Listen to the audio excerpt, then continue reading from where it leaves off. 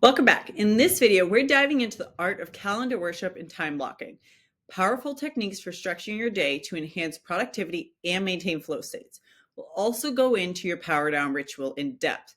This video is going to be jam-packed with a lot of things, so I want to make sure that you take your notes and stop when I tell you to stop, because I'm going to give you action steps to take during the course of this video. So calendar worship involves treating your calendar as sacred. It means eliminating unnecessary meetings that can be handled via email and strategically scheduling your day to maximize efficiency. Let's start with meeting times. Do you know it takes an average of 23 minutes to refocus after an interruption like a meeting? By limiting meetings to specific times and days, you protect your flow and optimize your productivity.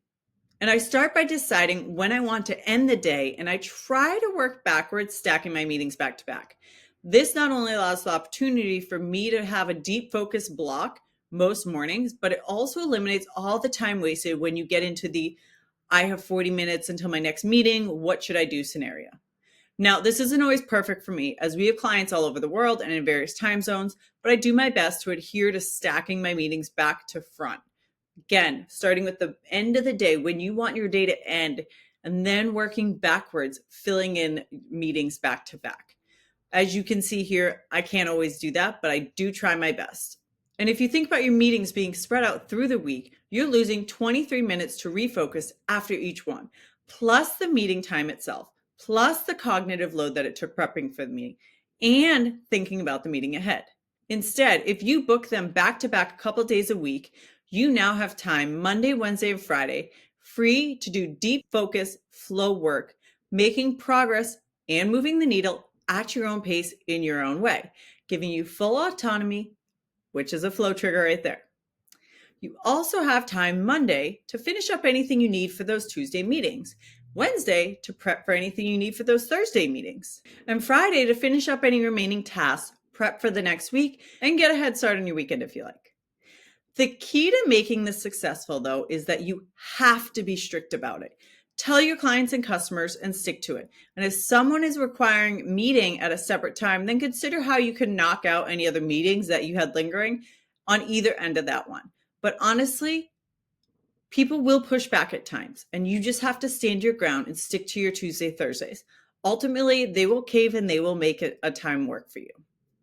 The other thing, explain to them, though, that this is about increasing your productivity. So if they can help adhere to your timelines, then you'll be able to produce even more and better for them. Ultimately, it's a win-win. The other thing the calendar worship and meeting second is that it forces you to exit calls on time when they're back to back. Your customers and clients will quickly learn they need to come prepared and focused. It's in your best interest to give them a heads up. Explain to them that this is in an effort to increase your productivity and come with a meeting agenda. Now, let's talk about time blocking. Time blocking is another essential practice. At its core, it's about liberating constraints. It's the idea that imposing structure and boundaries in some areas will actually unlock freedom and creativity in others. Think of it like a train track. It constrains the train, but also enables it to move at tremendous speeds and efficiency. You want to pick your 3 to 5 micro goals for the day and stick to them. When it comes to time blocking, you also want to start your day with the most important deep work tasks during your peak mental hours, which is typically the first 3 hours of waking. This means you do it before working out or anything else. When it comes to time blocking, you want to make sure that you designate specific activities that you're going to focus on each time block and stick to it. This is how you can prevent moments where you're not quite sure what task to do next, and you end up finding yourself on your phone, scrolling social media, having a snack, going to the bathroom, just getting a drink, talking to a friend. It reduces your cognitive load to zero because all decision making has been done for you. You know exactly what to do during those times. One thing I also do during these times is I turn my phone on Do Not Disturb. And again, we'll get into the technology side later, but my notifications can't be seen and I put my phone out of sight so I cannot grab it during my deep working sessions. It's also important to let those who you work with and those in your family know what you're doing. If you work from home like I often do, let them know that you're going to be unavailable for the next couple hours so that way they know not to bug you. At first, they're probably going to bug you, but they will start to get the hang of it as you remind them. You can simply say, I'm doing a flow block right now. I'll be available at 2:45. Now, as you can see from my calendar, I didn't just block my working sessions. I specifically blocked my recovery time as well. Those recovery times in green are when I can have my lunch break or a 20-minute nap, or in the afternoon, I go for a workout or meditate or have a snack, whatever it is.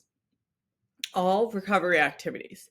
It is crucial to stick to your recovery time and do the full recovery time. Don't just cut it short because you want to get back to work or finish what you started. Once you force yourself to quit, even if you're in the middle of a sentence because that alarm went off, it will actually force you to start thinking outside of the box during your downtime and recovery time, likely resulting in a solution that will speed up your productivity in the future. Outside of the recovery time, being absolutely necessary to replenish those neurochemicals and your energy, it often is when you'll find your greatest solutions. For instance, for me, if I'm struggling with something and I take a 20-minute nap, I know at the tail end of that nap, I'm going to dream up the solution to my problem. So by giving yourself these limited times, this is called work compression. Essentially, you will complete a task in as much time as you allow yourself to have. So if you give yourself a little less time to complete the same task, you'll find a way to complete it with more efficiency and often get a more out of the box result. Think of a workout. You can do the same exact workout that you've planned, but you could do it in 45 minutes while checking your phone in between reps and barely breaking a sweat, or you could do it in 20 minutes while in deep focus, working hard and out of breath, and still have 25 minutes left over for something else that you value in your day.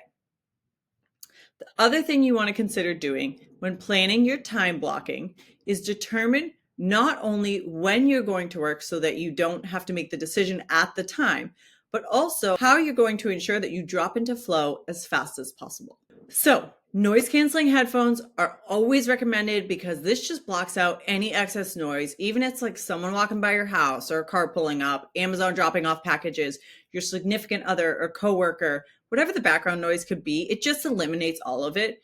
What most people do is they either listen to binaural beats, or I like to listen to subliminal focus video on YouTube that I found, and it sounds like raindrops, but there's actually subliminal messaging about focusing in the backside. Either option works great, and you can find those on YouTube and then just save them to your bookmarks bar like I have done here. Now, the first thing I want you to do is to start designating those days of the week that you're going to accept meetings.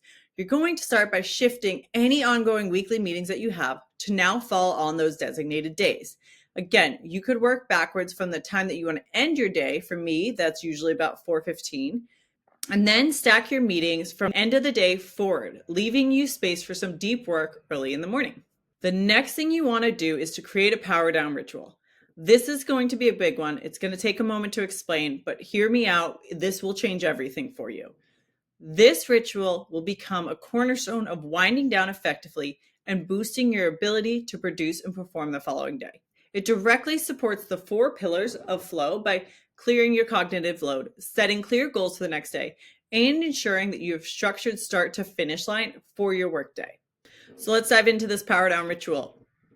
There are 7 key steps to a power down ritual. Number 1 is tomorrow's goals. Identify the most important goals that will propel you towards your goals, your North Star. Number 2, schedule your day. Arrange your days with 3 to 5 goal-directed actions as the priority. And again, I will go into all these in a little bit more detail. Number 3 is set clear tasks. Break down each goal-directed action into specific actionable steps. Number 4 is clear your cognitive load. Tie up any loose ends and reduce mental clutter. Number 5, eliminate friction. Make all minor decisions to make your day more productive in advance. Again, me with my lunches. Number 6, gratitude. Identify 3 things that you're grateful for in that day, and then 1 thing you did well. And what this does, and I'll go into it more in a little bit, is that it actually gives you a little bit of boost even if you had a hard day.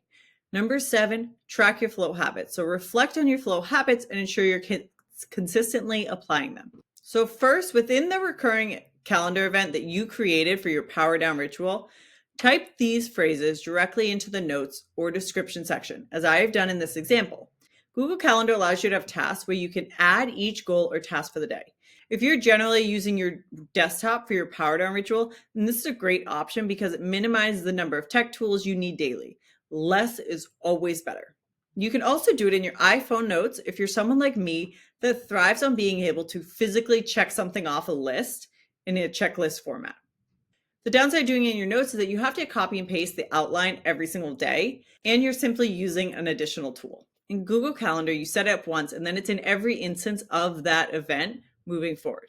The day Google adds checkable lists to Google Calendar descriptions, I'll stop using my Notes app. The first section that you want to go through is tomorrow's daily goals. The first phrase is to pinpoint your goal-directed actions for the next workday. This helps prevent goal displacement, where you lose sight of your primary goal due to less important tasks. Identify 1 to 3 tasks that will significantly move you closer to your long-term goal. For me, that's usually 1 goal for my business and 2 goals for my clients. Consider what specific actions you could take tomorrow that will directly impact those goals and bring me closer to those end results. These are your goal-directed actions. Write them down and schedule them into your calendar. The second thing is schedule your day. Think of your daily goals as the big rocks that need to go into your schedule first. Then fill in the rest around those tasks. Block off time for the most important daily goal when you're most alert. For me, it's at like 5 a.m. But if you're a night owl, that might be that it's in the evening for you. I like to choose a daily goal for each major time block in the day, and I have about 3 to 4 major time blocks every day. The third phase is to set clear task goals for each of those major daily goals, which you can see in the middle screenshot example I've done. These should be specific, actionable steps that make it easy to jump into the task.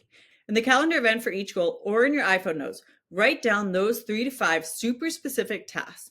This will help you avoid procrastination and get you to drop into flow quickly. Again, you want to focus on your hardest, most time-consuming activities first thing in the morning. For me, as I'm creating this course, the writing and development is the hardest part. So this is what I focus on first thing during my deep working sessions almost every day. When you add these tasks as a task in Google Calendar or a checklist in your Notes app, for each time you're able to check off a task, you'll get a little dopamine hit motivating you to keep going. The fourth phase is to clear your cognitive load. So you want to tie up any loose ends from that day, respond to important messages, and tidy up your workspace. I like to use my Notes app here to brain dump all the tasks on my mind, decide which are urgent and important, and either handle them now or schedule them for a future date. So I actually, instead of just creating a full task list, I will say like this, I need to do keyword research for this client, but today's Monday, this is just an example, tomorrow's Tuesday, I know I have my meeting, so Wednesday, I put it on my list for Wednesday. I'm going to handle their keyword research then. This eliminates any question or procrastination. I already know where on my list it's going to happen, and I know it's going to happen that day.